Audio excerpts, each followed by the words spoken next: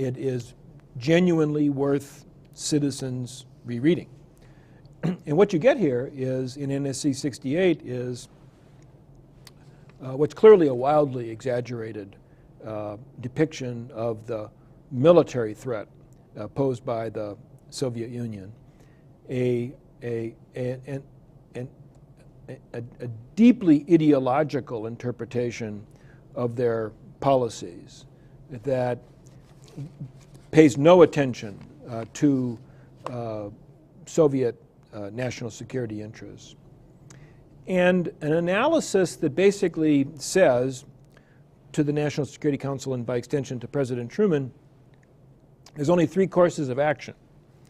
And the first course of action is preventive war, which NHTSA says we would never do, although of course we have since. Can I interrupt something? I want to combine some things here.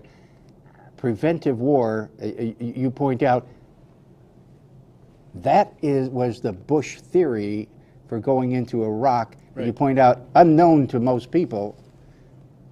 De facto, we rejected that when we did not fight a preventive war against Russia. Absolutely. Yeah, and indeed, Bobby Kennedy, one of the reasons we didn't invade Cuba, there were several, was that he said this would be Pearl Harbor all over again, us fighting a preventive war against Cuba.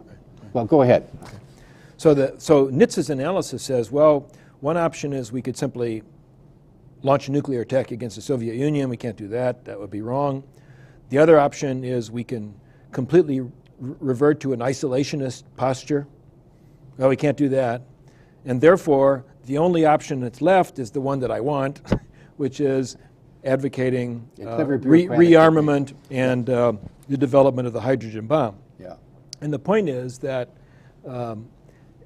it is such a fraudulent kind of analysis, and frankly does such a disservice to the decision makers. You know, to present President Truman with dumb option number one, dumb option number two, and then plausible option number three, really removes the decision-making authority from the president and puts it in the hands of the staffer who drafted this memo.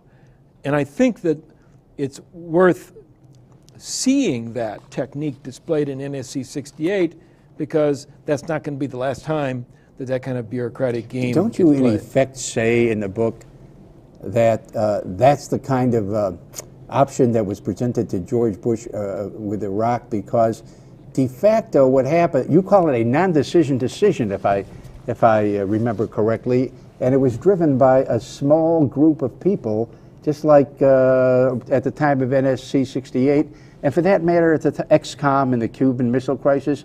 The whole thing has gotten into the hands of small groups of people who are making these decisions, and they're not always, sometimes their recommendations are stupid, and sometimes they're simply not giving the president the full range of possibilities.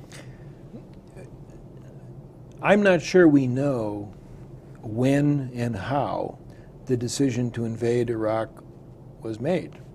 I mean, we can say, in the case of NSC-68, that there is an identifiable paper trail. We can identify the date when President Truman met with the National Security Council and discussed this. We know what was said and we know what decision was rendered. What's happened since 1950 is that decision-making in 1950 is relatively formal.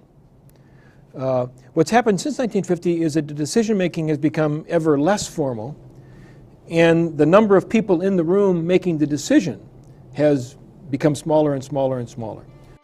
This excerpt is brought to you by the Massachusetts School of Law, the leader of reform in legal education and a leader in multimedia education for the public.